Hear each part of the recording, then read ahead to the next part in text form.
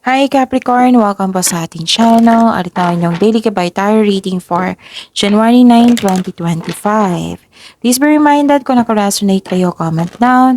Kung hindi kayo nakaresonate, ibigay niyo po sa iba sa channel reading po ito. This is for you, Capricorn, ngayon January 9, 2025.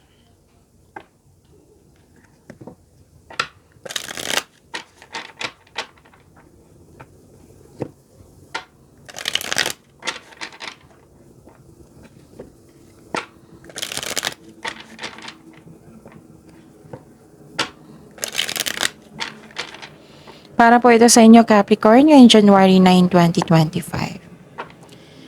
Maraming salamat po sa inyong patuloy na suporta at maraming salamat din po sa mga hindi nag-skip ng ads. Gamitin ang reading na ito bilang kabay lamang sa mga hindi pa nag-subscribe. Subscribe na po kayo at click bell notification para malaman nyo na may bago tayong video.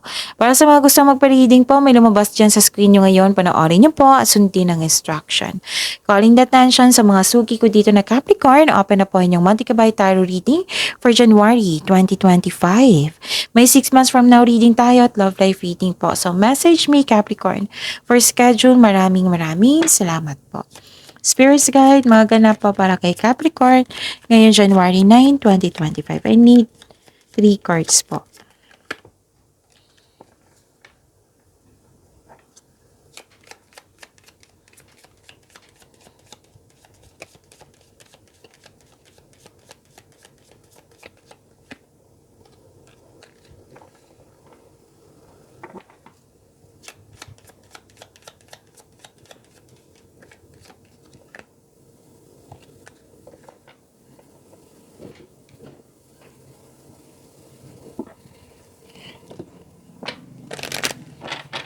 Spirits Guide, message po para kay Capricorn ngayong January 9, 2025.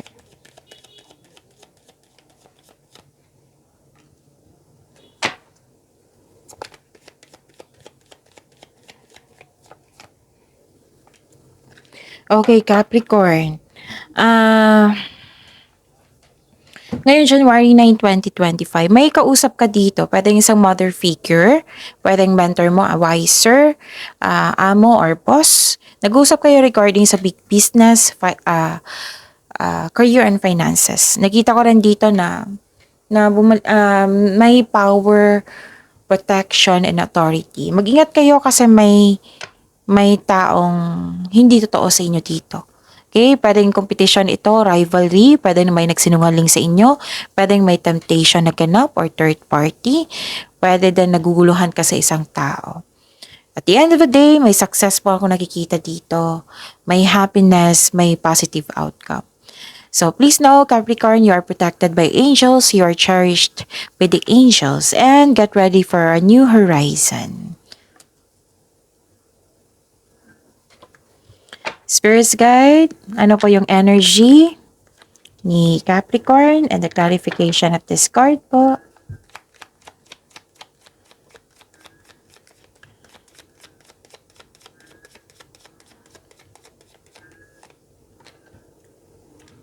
Sa mga may oras dyan, kung gusto nyo po, panoorin nyo po yung 2025 tarot reading nyo po.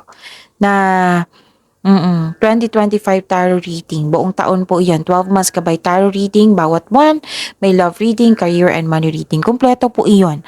Uploaded noong December 16, 2024. So, hanapin nyo po sa channel natin. Scroll down nyo lang po hanggang sa makita nyo po. Meron din po kayong 3 video. Oo, tungkol sa inyong January 2025, uploaded nung last week of December 2024. Again, visit our channel, scroll down nyo lang po. Panoorin nyo po kung gusto nyo po. Kung may narinig kayo, may nakita kayong repeating message, meaning to say, pinupush ng cards nyo yan kasi ang ilan sa inyo hindi pa binigyan ng attention. Na kung maaari din po, bigyan nyo po ng solusyon at aksyon. Remember, Capricorn, at the end of the day, alam mo na ikaw lang taong may kakayahan at may responsable na gumawa ng sarili mong katotohanan at kinabukasan. So, ano yung energy mo, Capricorn? Nakikita ko dito na nagkaroon po ng concern sa materialism. Okay? Nakikita ko dito na nag-overwork kayo or may concern kayo sa isang tao na overwork. So, kailangan na mag-focus dito sa emotional and mental stability. Kailangan mag-relax and listen to your intuition. And nakita ko rin dito na nagkaroon po ng may challenge in yung family. Feeling mo, kinokontrol ka ng isang tao para hindi masunod yung gusto mo sa buhay. May nakita kong conflict over property. May takot ka rin na mag-level up sa inyong lumabas or mag-level up. Oo, lumabas sa comfort zone nyo. May nakita ako ditong nasabi ko dito. May nakita ko ditong mistress or secret affair, third party na concern. So, lumabas siya sa oracle cards nyo at lumabas din siya sa tarot cards nyo. So, pwede din may ilan sa inyo na mag-ingat kasi may nag-take advantage sa inyo. Mag-ingat kasi may taong manloloko. Yun ha, lumabas siya sa oracle, lumabas din siya sa inyong tarot card. Spirits guide, career and money po, career and money ni Capricorn ngayong January 9, 2025. And the clarification of this card po.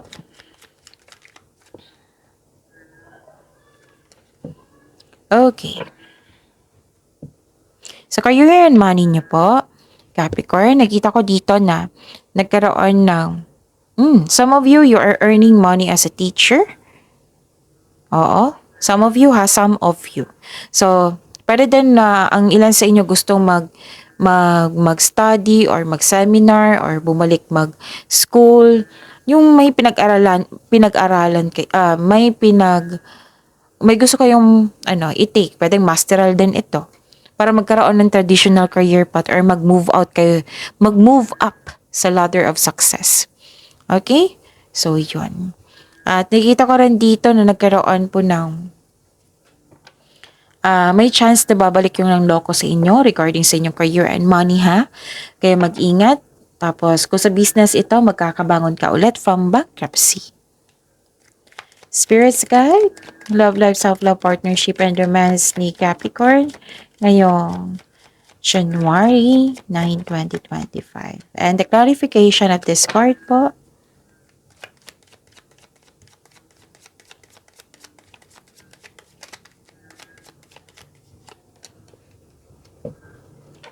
Maraming salamat po sa patuloy na tiwala at suporta sa ating channel. At maraming salamat din po sa mga hindi nag-skip ng ads. So, this is ending with new beginning. Yes, pagtatapos sa isang mapait na sinapit. Nagaganap ang pagbabago kung ikaw ay mismo ay tanggap ang pagtatapos na ito.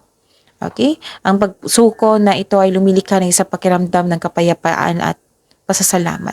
So, sa ending with new beginning, pwedeng pagtatapos ng isang relasyon, pagtatapos ng paulit-ulit na issue.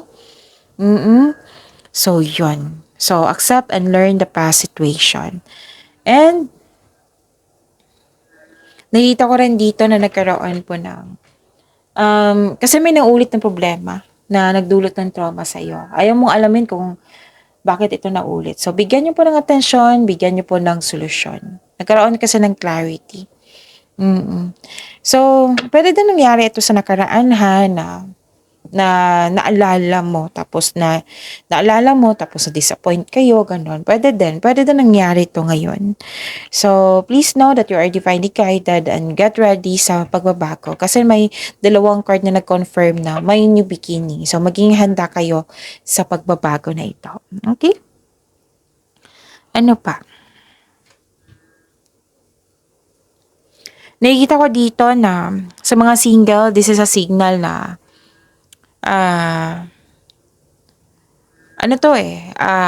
pwedeng magkaroon ka ng connection sa isang teacher or sa student. Okay? Pwedeng yan yung susunod na karelasyon mo. Sa mga marelasyon, may nakita ko ditong pamanikan, may ganap na kasal, or anniversary nyo ngayon. So, wedding bells is coming din. Okay? So, yun mga pagbabago ha. Mag-ingat kayo sa taong maluloko. Okay? Okay, so, wag kayo mag-alala kasi kung nahihirapan kayo, ma-overcome niyo yan. Yung pagtatapos ng isang mapait na sinapit. Okay? So, pagyamanin niyo po yung blessings na binigay sa inyo, Capricorn. See you tomorrow. Please like, subscribe, and click po button for notification para updated po kayo sa daily tarot reading natin. Maraming salamat.